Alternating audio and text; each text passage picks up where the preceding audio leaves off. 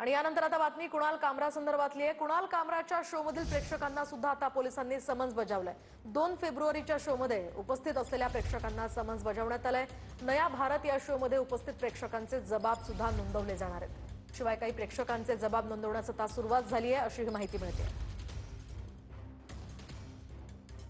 मूर्ख आहे ते, कायद्याला गाढव समजतायत आणि कायद्याचा गैरवापर करतायत। अशा पद्धतीनं या देशामध्ये कोणत्याही प्रकारे अभिव्यक्ती स्वातंत्र्य राहणारच नाही।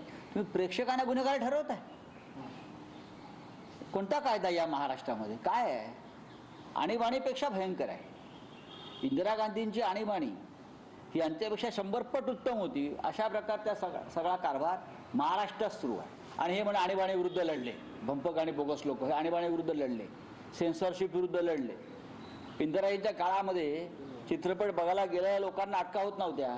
अभिव्यक्ती स्वातंत्र्याचा गडचेपी नाही, खड्डा खोदून त्याला पुरवणं आहे, हा कळस आहे।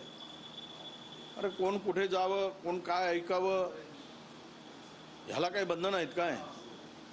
तो करमणुकीच्या दृष्टीने गेले, त्याला करमणूक म्हणून सोडून द्यायला पाहिजे। आता प्रेक्षकावर जर नोटीस बजावली आणि त्यांना उपस्थित राहा म्हणून सांगण्याचा प्रयत्न झाला तर मला वाटतं या देशामध्ये, राज्यामध्ये कायद्याचं राज्य राहिलं नाही, तर झुंडशाही आणि हुकुमशाहीचं राज्य आहे असं